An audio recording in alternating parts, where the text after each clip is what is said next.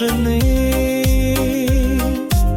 Ця вірність лебедина не для літа, вона прийшла, коли лягає сніг. Ми довго вчились небом володіти, щоб опуститись двох до тихих